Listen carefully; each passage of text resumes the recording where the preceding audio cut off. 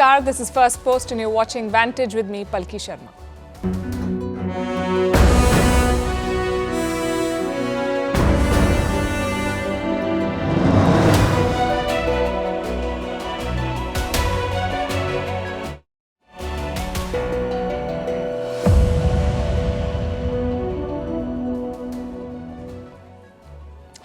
The big story today comes from Ayodhya in the Indian state of Uttar Pradesh. In a grand ceremony attended by thousands of dignitaries, Prime Minister Narendra Modi consecrated the Ram temple. Across the country, people marked the event with prayers and community events. We'll bring you the images and we'll talk about the significance and implications. What does this temple mean for India? Its domestic politics, its civilization and culture, its economy and its international soft power. Also looking at some neighbors who are not feeling so blessed. Pakistan is complaining about the temple, China is losing investors and scrambling to steady the yuan. In the US, Ron DeSantis has pulled out of the Republican presidential race. That makes it Nikki Haley versus Donald Trump. Israeli Prime Minister Benjamin Netanyahu has upset both allies and adversaries. He says he won't allow a separate state of Palestine. The Ugandan president hails the role of Indians in his country's economic growth. We'll bring you the backstory. In the UK, Storm Isha has caused chaos. In Delhi, there's a court battle over butter chicken. And some questions on the digital afterlife. What happens to your accounts and your secrets after you die? I know it's only Monday, but we may as well discuss this. The headlines first. Russia blames Ukraine for the attack on a Baltic gas terminal. Sunday's drone attack started a fire which disrupted operations. The facility belongs to Novatek, Russia's largest producer of liquefied natural gas. This is the latest in a series of attacks by Kiev on Moscow's energy facilities. 3 Pakistan universities shut in Islamabad over security threats. All the institutes have ties with the military. Recently, there has been a spike in attacks on soldiers and the police. The surge comes as Pakistan prepares for general elections next month. Malaysia's former Prime Minister Mahathir Mohamad slams the Anwar Ibrahim government, condemns his son's questioning by the anti-graft agency. The 98-year-old former two-time leader is a fierce critic of the current Prime Minister. Anwar Ibrahim, who came to power in 2022, has vowed to wipe out corruption. German train drivers to go on a record 6-day strike from Wednesday. It's the longest strike in the history of Deutsche Bahn, the rail operator. The drivers are demanding better pay and working hours. This is their 4th strike in recent months.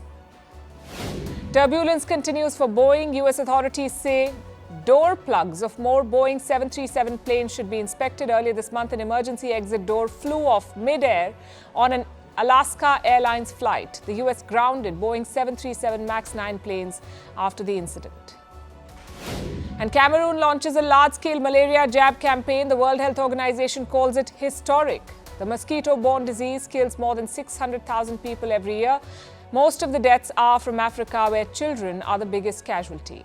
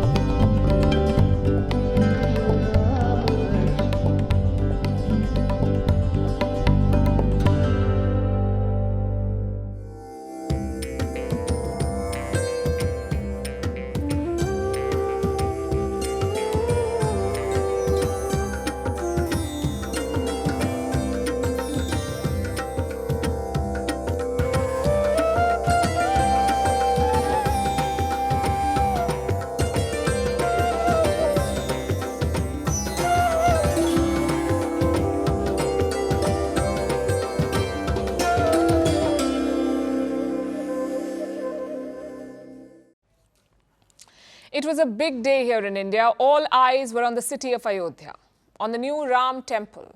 I'm sure you've all seen the pictures. It was a ceremony of color, religion and pomp. The event was led by Prime Minister Narendra Modi. He consecrated an idol of the Hindu god Ram. Some of you may know the history. Ayodhya is the birthplace of Lord Ram. Building a temple there has been a long-standing demand, and today it happened. The ceremony was very expansive. Some 7,000 guests gathered in the city. Among them were some big names. You had actors like Amitabh Bachchan, Rajnikant, Ranbir Kapoor, Ram Charan, Chiranjeevi, Alia Bhatt and Katrina Kaif. You also had sports stars like Sachin Tendulkar, Anil Kumble, Saina Nehwal. Top businessmen were also in attendance like Mukesh Ambani, Kumar Mangalam Birla, Sunil Bharti Mittal and Sajan Jindal. So the who's who were in Ayodhya. The ceremony began after 12 p.m. First, Prime Minister Narendra Modi arrived at the Sanctum Sanctorum. He unveiled the idol of Lord Ram. It's around 4.3 feet tall, weighs around 200 kilograms. It was carved from a single black stone. The next step was the consecration. It's basically a religious process. You perform rituals to imbibe the idol with powers. That is the belief. Prime Minister Modi performed these rituals. He was accompanied by other dignitaries like the Chief Minister and the Governor of Uttar Pradesh. Once that was done, the Prime Minister offered prayers. He then proceeded outside the temple. Thousands of people had been waiting patiently outside. He told them a new era has begun. हमारे राम लला अब tent में नहीं रहेंगे। 22 जनवरी 2024 ये calendar पर लिखी एक तारीख नहीं, ये एक नए काल चक्र का उद्गम है। राम लला के इस मंदिर का निर्माण भारतीय समाज के शांति, धैर्य, आपसी सद्भाव और समन्वय का भी प्रतीक है। राम विवाद नहीं, राम समाधान है। राम सिर्फ हमारे नहीं है, राम तो सबके हैं। राम वर्तमान नहीं, सिर्फ वर्तमान ही नहीं, राम अनंत काल है। That was the religious side of it. But can you imagine the logistics? Hundreds of VIPs gathered at the same location. You need the infrastructure and the security to host them. It was indeed a massive undertaking. In fact, I have some numbers for you. They put things in perspective. Around 13,000 security personnel were deployed in Ayodhya. 10,000 CCTV cameras were installed. So the whole place was sort of under lockdown. It was basically a fortress. The airport has also been busy. Over 2 days, more than 100 flights have landed here, out of which 40 were chartered planes. And remember, this is a new airport. Of course, hotels are virtually packed. Some owners are charging up to 1 lakh rupees per room. All this data brings us to the most important question then. How many visitors are in Ayodhya right now? It's hard to settle on a number, but the estimate is between 300,000 and 500,000. Again, to put that figure in perspective, Ayodhya district has 2.5 million people. So the next few days will be very busy for them. The temple is officially open for worship, so expect a flood of humanity. The authorities are expecting more than 100,000 pilgrims per day, 1 lakh per day. But that's all in the future. Let's focus on today again, specifically on the consecration. As it happened, dozens of instruments played in the background. And not just any instruments, traditional Indian instruments. Around 50 of them were sourced from different parts of the country. Outside, it was raining flowers. Indian Air Force choppers were called in. They dropped flower petals over the temple premises. Later, the Prime Minister greeted the guests. He also met the construction crew. In fact, he showered them with flower petals. Take a look at this. एक श्रमिक जिसने जो पूरी कमाई की इस मंदिर के निर्माण के दौरान, वो समस्त कमाई, अपनी समस्त आय अगर राम मंदिर ट्रस्ट को दान कर देता है, जो मैं मानता हूं कि वो सबसे महान दान है और वो इन श्रमिकों ने करके दिखाया है श्रमदान के माध्यम से भी। The Prime Minister's message was clear. He linked the Ram Temple to India's story, the story of growth, prosperity and strength. साथियों, आज अयोध्या में केवल श्री राम के विग्रह रूप की प्राण प्रतिष्ठा नहीं हुई है। ये श्री राम के रूप में साक्षात भारतीय संस्कृति के प्रति अटूट विश्वास की भी प्राण प्रतिष्ठा है। हमें आज से इस पवित्र समय से अगले 1000 साल के भारत की नींव रखनी है। मंदिर निर्माण से आगे बढ़कर अब हमें सभी देशवासी यहीं इस पल से समर्थ, सक्षम, भव्य, दिव्य भारत के निर्माण की सौगंध लेते हैं. So what next for Ayodhya? Well, the construction is not complete. The target is to finish it by the end of this year. But pilgrimage will continue. Some big plans are in place. The hope is to turn Ayodhya into a global Hindu pilgrimage center, much like the Vatican or Mecca. Of course, that means a lot of money is at stake. The temple is expected to cost some 1,800 crore rupees, which is around $225 million. And where will this money come from? Donations. The temple sits on a massive parcel of land. The total area is around 70 acres. The temple spans around 2.7 acres. It has 3 floors in total, 12 gates, 44 doors, and 392 pillars. I know it sounds very impressive, but the temple complex is just half the story. The whole city has got a facelift. Like I said, you have a new airport in Ayodhya. It's been built at a cost of 1,450 crore rupees. The railway station is also being upgraded. Total cost 240 crore rupees. A massive township is also being built. The idea here is to attract new residents and home buyers. Around 1,200 acres of land has been set aside. Again, total cost some 2,200 crore rupees. So the government is pumping in a lot of money into this. And why not? Just look at today's enthusiasm. Chances are it will only increase over time. In fact, the state government has done some calculations.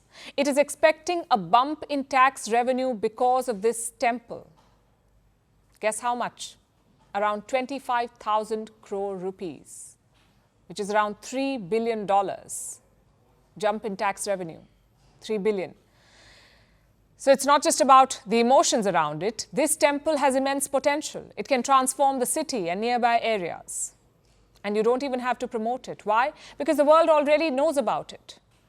We saw massive events and celebrations in many countries today. In the US, there was a Tesla light show. Even Times Square in New York was all decked up. The billboards had a giant picture of Lord Ram. In France and Taiwan, members of the Indian community took out rallies. They chanted slogans and organized prayers. It was truly a global event. Take a look.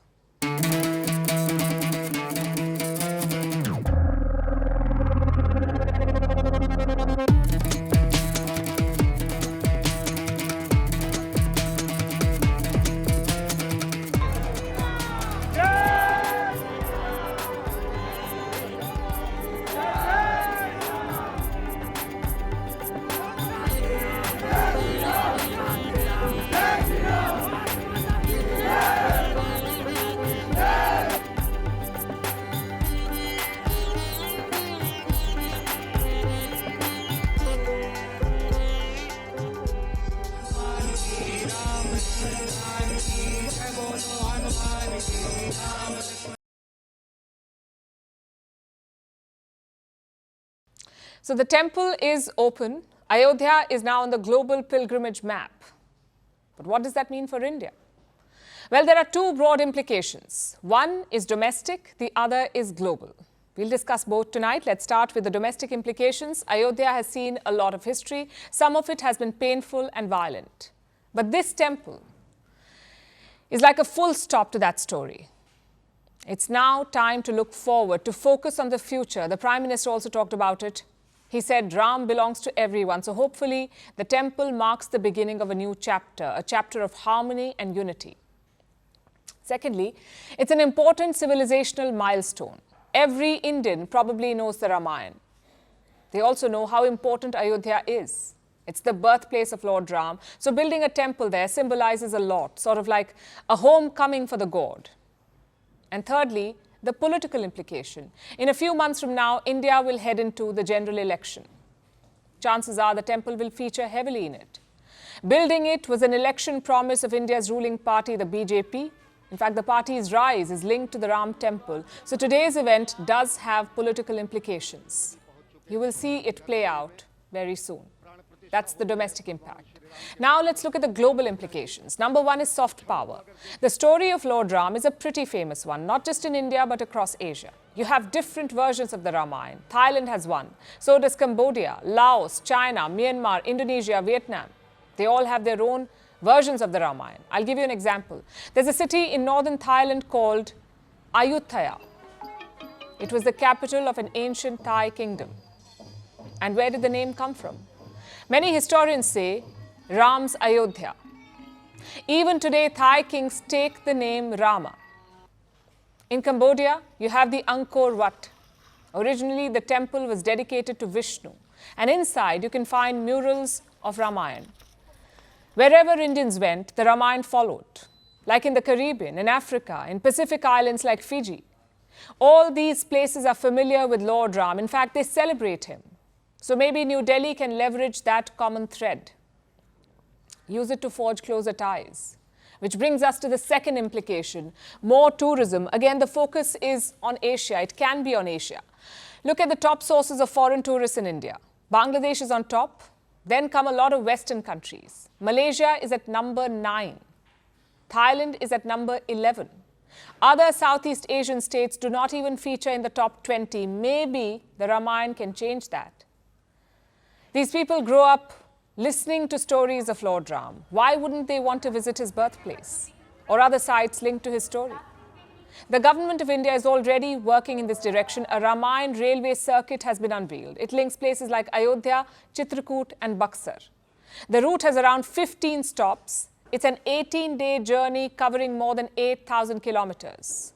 The new Ram temple will put this route on the world map. It could be the star attraction. And do not underestimate religious tourism. People spend a lot of money on it. Saudi Arabia, for instance, earns $20 billion from religious tourism. Their target is to take it to $350 billion in the coming decades. So there is a lot of money to be made. And finally, the third implication, power projection. I know it may sound a bit strange here, but just think about it. Some 100 foreign dignitaries were invited to the Ram temple. Some of them had special messages, like Naor Gilon. He is Israel's ambassador to India. He posted this picture with a replica of the temple. The ambassador congratulated all Indians. He also promised to visit the temple soon. So my point here is quite simple. Today's ceremony coincided with a new chapter of Indian history. Our economy is a bright spot. Our people are young. And diplomatically, we are asserting ourselves. People realize that India is a major power in the making, and in that context, this temple says a lot. Its size, its architecture, and of course today's grand ceremony. It's an India connected to its past and ready to claim its future. This temple also offers India a great opportunity. We are a proud secular country, meaning we celebrate today's temple ceremony as we also celebrate our diversity. After all, that is the essence of Ram Rajya, or the kingdom of Ram, a kingdom of harmony, peace, and righteousness.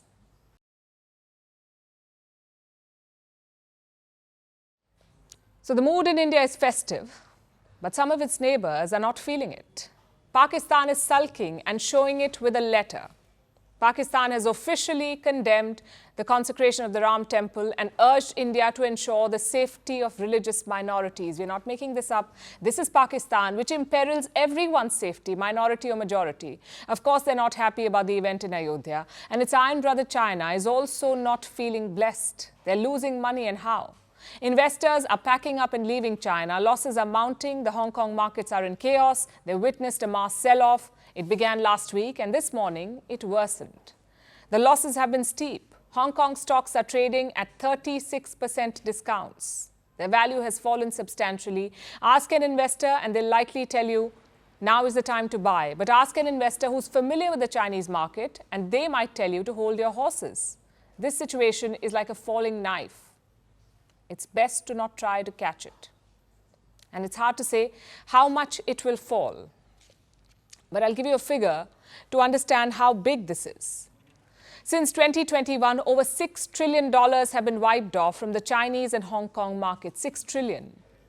And Hong Kong, as you would know, is home to the Hang Seng Index. It's an important financial hub. Its value has fallen below 15,000, which is the lowest in 15 months.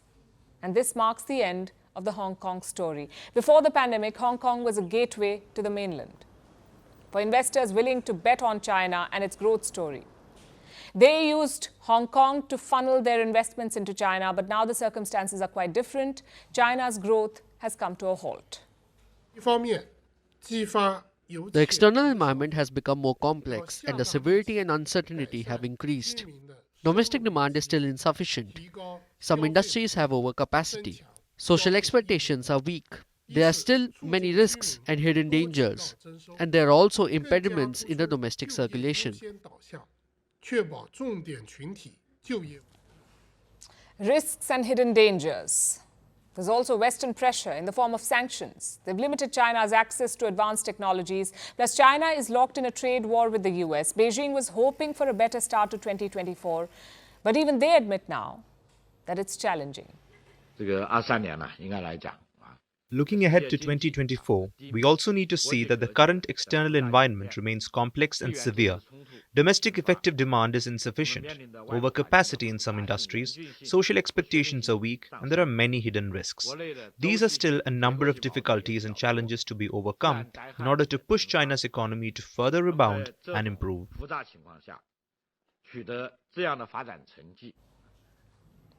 So to the investors, China is starting to look less attractive. Hong Kong tried to woo them back. City officials took many initiatives. They created a task force. They cut taxes on trading, and their financial chief went on a PR tour. He visited the US and Europe and tried to drum up support, but the sentiment has not changed. Last week, Beijing dispatched the big guns. The Chinese premier went to Davos along with a 140-member-strong delegation, and there he made some tall promises. We will also listen to the views of foreign businesses regularly. We will actively promote solutions as long as they are reasonable demands. All in all, no matter how the world's situation changes, China will adhere to the fundamental national policy of opening up to the outside world, and the door of opening up will only open wider and wider. The door will only open wider, he says, but investors are reluctant to enter. They're pulling money out of China. We're talking about foreign investors. In 2022, they were optimistic about China. The country was opening up again. It had dumped its zero-COVID policy. So the hope was that China will soon be back in business. Investors poured some $33 billion. Turned out to be a bad bet. Instead of normalcy, they got chaos in China. Some of the biggest companies there came under fire. Beijing targeted them through policy changes and sometimes through an old-fashioned crackdown. Xi Jinping did all of this in the name of demanding accountability. What he wanted was total submission. Profits and valuations plunged, and now investors have lost patience. They're cutting their losses. By the end of 2023, they dumped about 90% of their investment. 90% of the $33 billion that they had poured in had been dumped. And the trend continues in 2024. In less than a month, some $4.6 billion of foreign cash has been pulled out. And this may not stop anytime soon. Plus, it has a trickle-down effect. China's yuan is now under pressure. It is losing value. In 2023, it dropped by almost 3% against the US dollar. And in the last 3 weeks, the yuan has lost almost 2% of its value. $1 US is about 7.19 Chinese yuan. Beijing does not want it to fall any further, so it has mobilized its banks. State-owned banks. They've been asked to sell dollars from their reserves and exchange them for the yuan. The idea is to stabilize the Chinese currency, to counter the negative sentiment. It may help for now, but this is hardly the solution to China's problem. Financial experts in Hong Kong remain pessimistic. One agency released an assessment today, and this is what it says. We expect the yuan to remain under pressure in the near term, given the bearish expectations for China's growth this year. Which is unfortunate and ironic. Because in the Chinese calendar, 2024 is the year of the dragon. But given the state of their economy, the year of the bear would be more apt.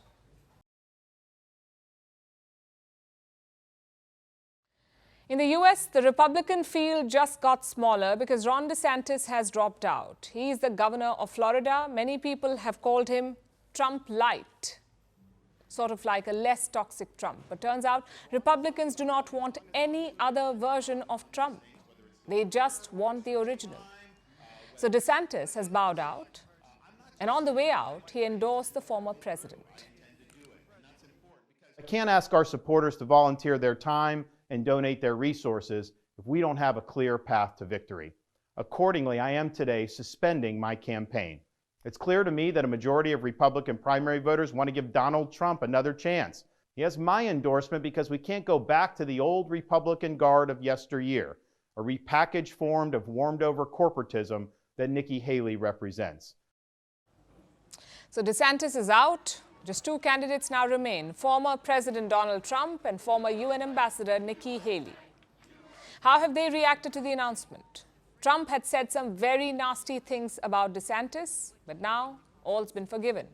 Nikki Haley, though, remains confident. She says the best woman will win.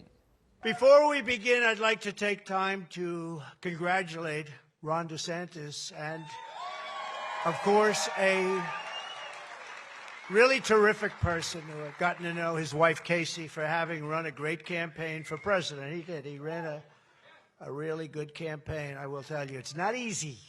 He's been a good governor, and we wish him well. Having said that, it's now one fella and one lady left. And what the people of New Hampshire should know is when we win the presidency in this country, I will do everything I can to prove to you that you made the right decision. But for now, I'll leave you with this. May the best woman win.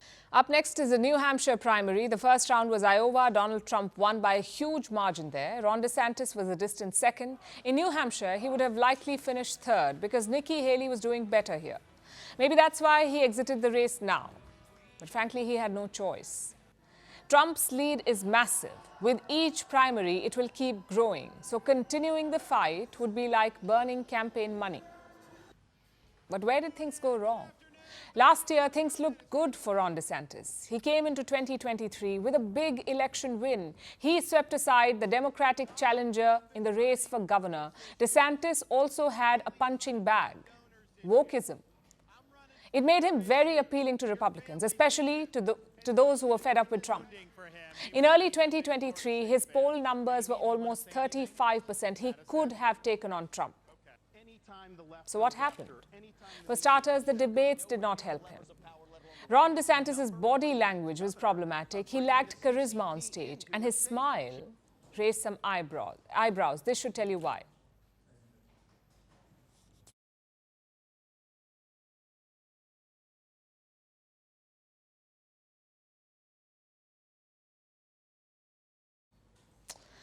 It's a whole debate in America now. People said DeSantis could not smile, but that wasn't his biggest problem. His biggest problem was his rival, and that is Donald Trump. By late 2023, he went on the offensive. Trump rallied his voter base. He also unlocked his massive campaign budget. So DeSantis was wiped out. Let me show you some numbers. Trump raised $37 million by September last year. And how much did Ron DeSantis raise? Around $12 million. And in the polls, he kept falling behind. Trump has 50% support in New Hampshire. Nikki Haley is second at 39%. Ron DeSantis was third at 6%. And that's a humiliating number. Unless you get 10% support, you cannot get any delegates. You don't. So DeSantis may have hit a big zero here, which is why he walked away. Plus, he's now on Trump's good books. DeSantis is just 45 years old. He is serving as governor of Florida, so he's got a long career ahead. Trump, on the other hand, is 77 years old. He may serve another term as president, but after that, it's tough. Trump will have to name a successor of sorts, someone who will inherit his voter base. Maybe Ron DeSantis is angling for that, or maybe a top post in the Trump cabinet. In that case, why waste time and money in a losing race? Either way, one thing is clear, New Hampshire will be a very important race now. If Nikki Haley can hold her own, she can prolong this race. If not, Trump could sew it up soon.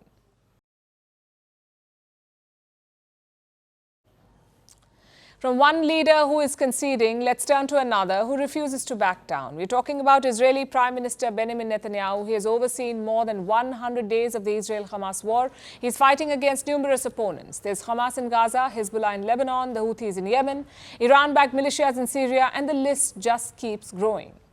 But Netanyahu has responded to all of them in the same way. with brute force.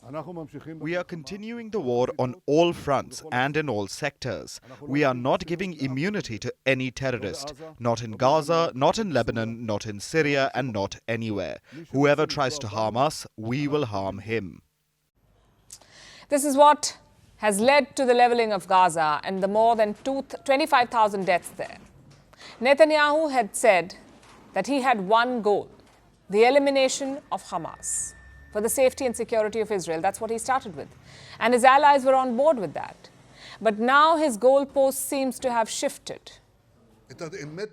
Therefore, I clarify that in any arrangement in the foreseeable future, with an accord or without an accord, the State of Israel must have security control over the entire territory west of the Jordan River. That's a necessary condition. It clashes with the principle of sovereignty. What can you do?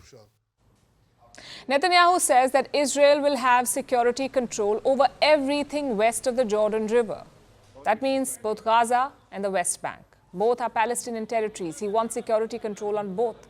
And he admits that this clashes with the principle of sovereignty. In other words, Netanyahu is against an independent Palestinian state.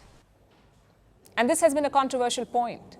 Should there be one state with both Israelis and Palestinians, or two states, one for Israelis and one for Palestinians? That has been the question for very long. Now, most of Israel's allies are in favor of a two-state solution, one for Israelis and one for Palestinians. And Israelis themselves have so far not rejected the possibility outright. There are some who do reject it, and they were considered fringe elements. But now we have Israel's Prime Minister saying the same thing, rejecting a two-state solution. His statement has not been received well, both by his allies and his adversaries. The Muslim nations have come out and slammed him. Jordan, for instance, says Netanyahu is defying the whole international community. Turkey says there can't be lasting peace in West Asia without a Palestinian state. Saudi Arabia has refused to normalize ties with Israel without a free Palestine.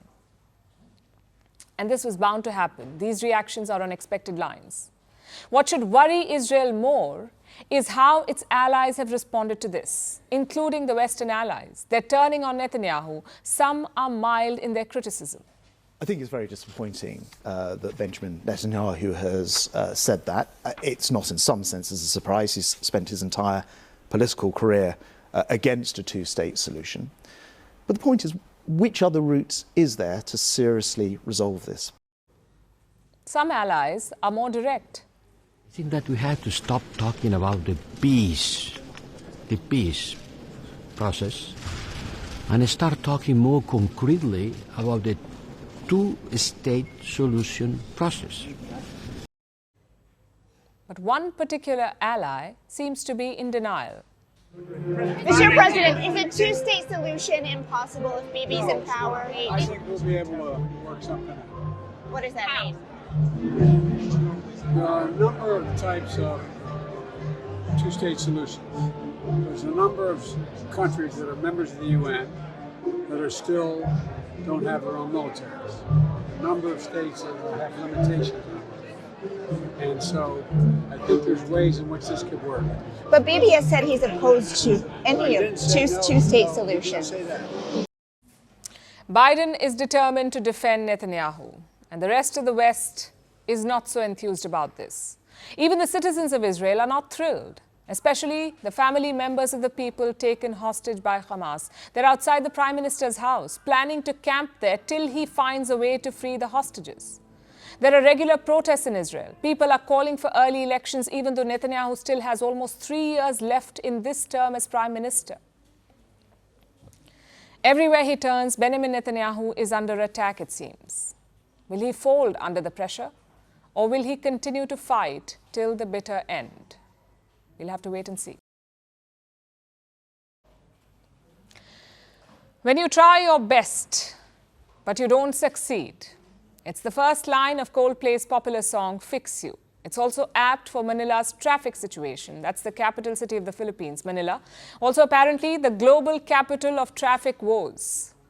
No matter how much you try, you won't be able to escape them. Do you know how much time people waste being stuck in traffic in Manila? 240 hours in a year. That's 10 days every year, just sitting in your car, waiting for it to move. That's how bad Manila's traffic is. And now it's in the headlines the world over because it has inspired a Coldplay song and caused a presidential scandal. Our next report explains. In the heart of the Philippines lies Manila, a city known for its history, its architecture, its bustling nightlife, and its notorious traffic. It's so bad that even Coldplay sang a song about it. If you want to drive somewhere, then I'm warning you. A 2-mile drive will take a week or two. Coldplay is currently touring the world. Manila is part of their Southeast Asia leg.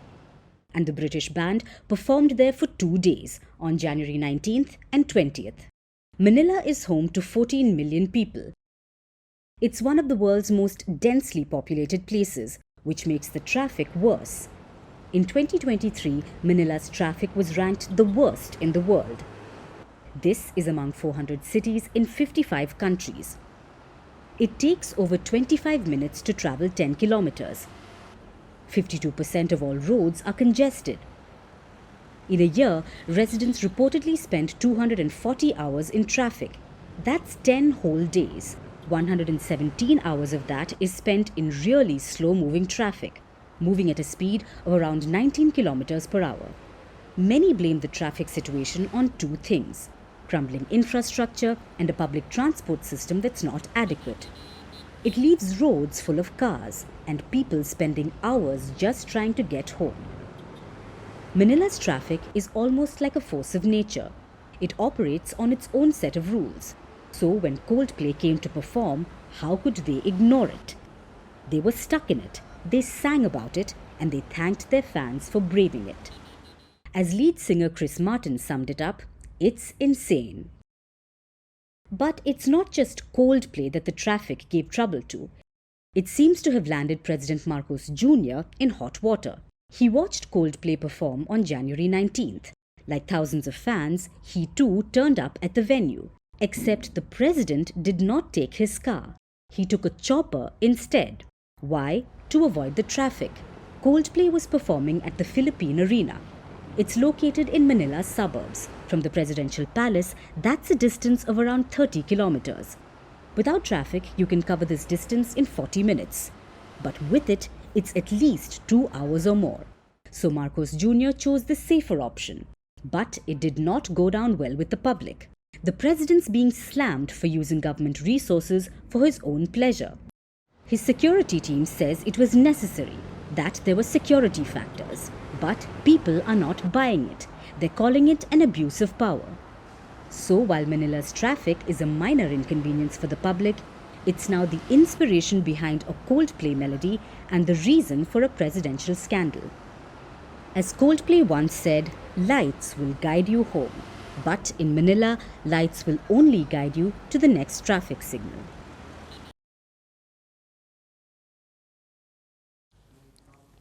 It's tough to admit to one's mistakes, even more so for those in power, and especially when they deal with historical wrongs. Just look at Britain. They can't even say sorry or return what they stole from India. 75 years and counting, and all they could get themselves to do was express regret for colonial horrors. Well, they should watch this story, the British, and learn from Uganda. The Ugandan president has made a rare admission. Listen to this. Uganda was moving very well in the 1960s. Then we had a man called Idi Amin. I don't know whether you heard of him. He was a soldier, a British soldier, poor, no education. He came and took over the government. We decided to fight him. But in a very short time, he expelled our Asians. There were Asian people who had come from Asia and settled here, especially India, Pakistan. He's referring to events from the 1970s. It was an ugly period for Uganda and for the Indians living there. The country was ruled by a man called Idi Amin. He was a military dictator, also a racist. He seized power in 1971. 1 year later, in 1972, Amin issued a decree, one that would change the course of Uganda. A sizable Asian population was living in the country. It included some 80,000 Indians and thousands of Pakistanis and Bangladeshis. Together, they were called Asians in Uganda. And in 1972, Idi Amin asked everyone to leave. He gave them an ultimatum to all the Asians: leave Uganda within 90 days or risk being sent to concentration camps. That's what he said. There was a mass exodus that followed. Amin declared a war, not the conventional kind, but an economic war. It would lead to a loot. But why did he declare war against these people?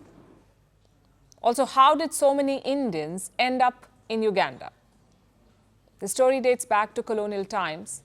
Just like India, Uganda too was a British colony. In 1894, the Brits wanted to build a railway network there, so they took some workers from undivided India. They built the railways, and when the job was done, some of them stayed back. Over the years, this community became influential, and at their peak, they owned 90% of Uganda's businesses. By extension, they also accounted for almost 90% of all tax revenues. These Asians, including Indians, were a powerful lot. They ran all kinds of businesses, from stores to banks, supermarkets and shopping malls, and this community was the backbone of Uganda's economy.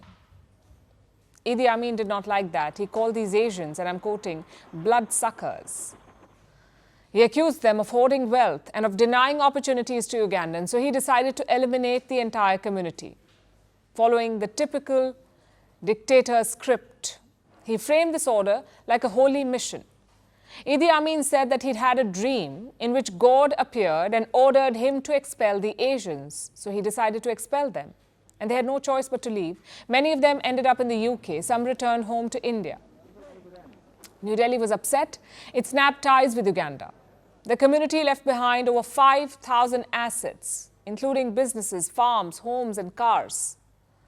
Idi Amin's government seized all these assets, but it did not change Uganda's fortunes. The country plunged into chaos. The economy collapsed. Between 1972 and 1975, the GDP of Uganda fell by 5%.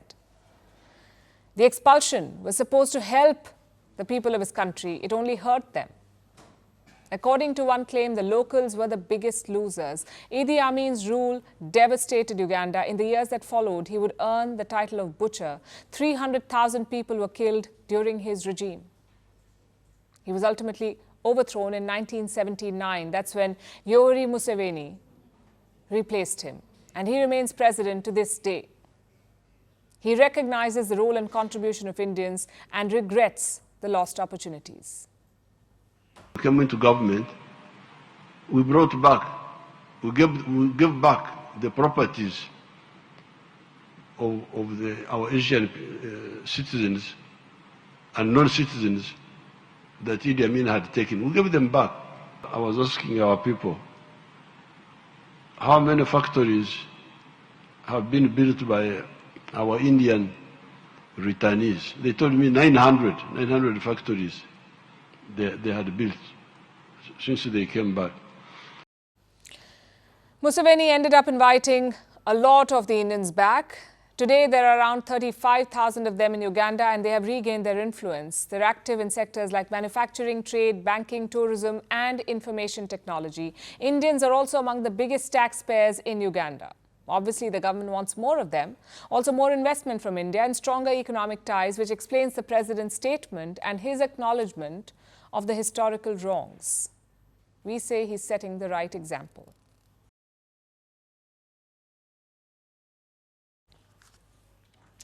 Do you believe in life after death? From scientists to poets, across cultures and religions, at some point in their lives, most people have thought about this question. What happens after death? Is there an afterlife? Or is there nothingness? So far, no one knows the answer, unless we talk about the digital world, where life most certainly goes on after death. no matter where you are or who you are, you will have a place in the digital afterlife. Let me explain. Humans lead a double life, not in a shady way, in the literal sense. People are present in the physical world. They have land, houses, fridge magnets, scrapbooks. Side by side, people also exist in the digital realm, with vast digital lives and ever-expanding digital profiles, email accounts, social media profiles, mobile payment apps, digital avatars, photos, music playlists, even sleep records. When people die, physical things are relatively accessible to the loved ones left behind. But accessing digital assets is like untangling a complex web. In case you're wondering why anyone would want access to your online life, there are reasons, pragmatic reasons, of course. One's family would need access to bank accounts, bills, or streaming subscriptions. Plus, online information needs to be protected. It can be lost or misused. Then there are sentimental reasons to help preserve or honor one's memory. To keep automated prompts from social platforms at bay, like Facebook telling you to befriend someone who has died.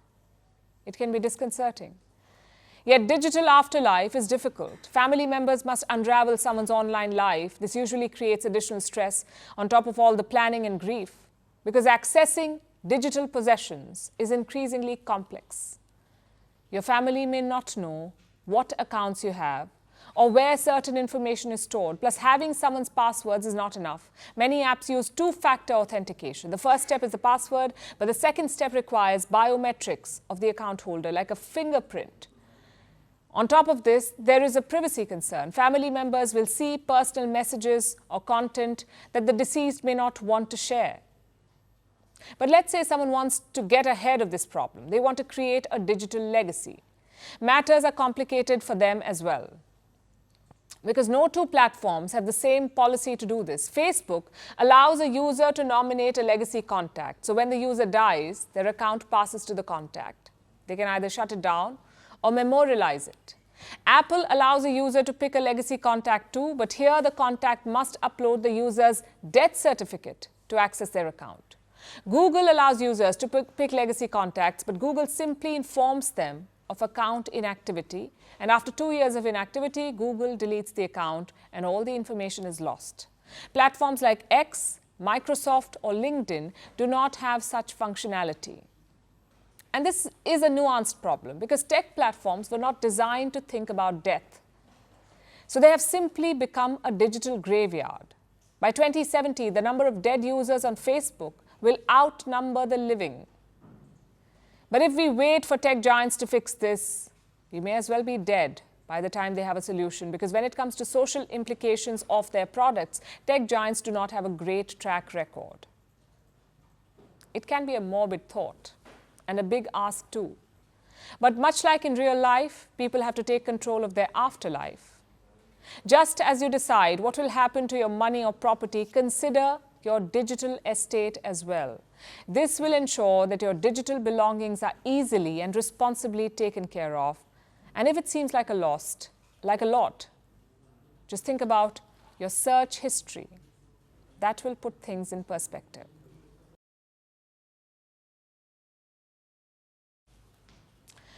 Now let's turn to the British Isles. They're getting battered, this time by the weather.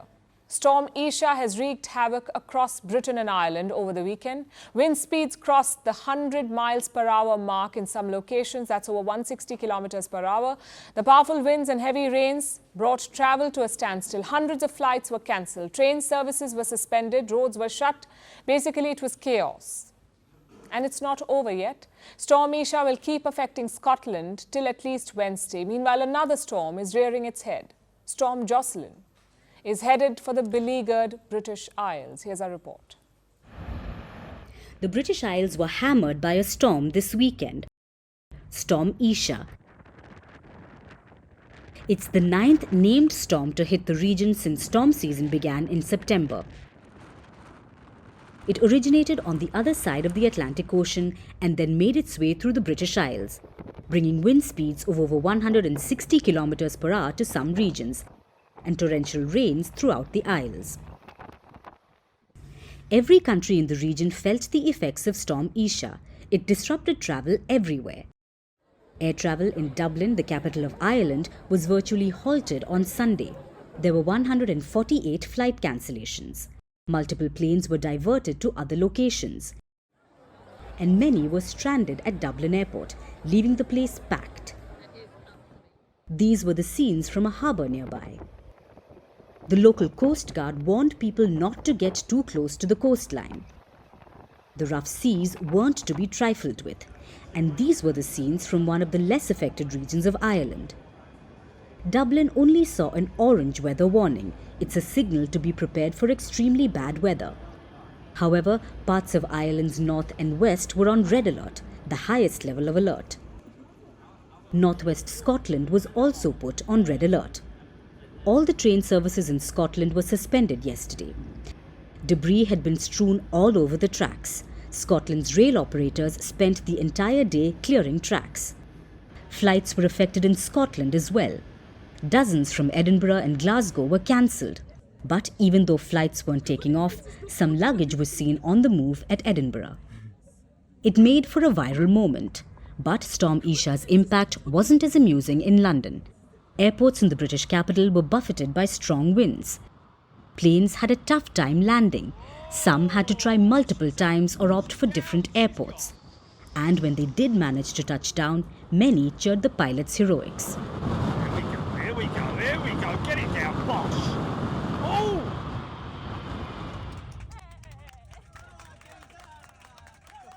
Again, England's travel troubles didn't stop at flights.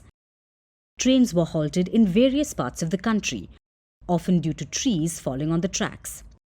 Besides transport, power services were also greatly hampered by Storm Isha. Tens of thousands of homes across the UK faced blackouts. At one point, it was 45,000 in Northern Ireland, 8,000 in northwest England, and 3,000 in Wales. About 10,500 Scottish homes were still without power as of this morning. Things aren't getting better for the Scots anytime soon. Storm Isha will continue to batter the country till Wednesday. That's according to the UK Met Office. The rest of the British Isles can turn their back on Storm Isha, but the reprieve is brief. The next named storm, Storm Jocelyn, is due to hit the Isles tomorrow. Named storms follow a format. Their names progress alphabetically. This storm season began with Storm Agnes, then Babbitt, and so on until Isha and now Jocelyn. It's only the second time that named storms have hit the letter J. The record was 11 storms up till K, back in the 2015-16 storm season. The British Isles seem set to break that record this year, so the people should brace themselves for more of nature's fury in the coming months.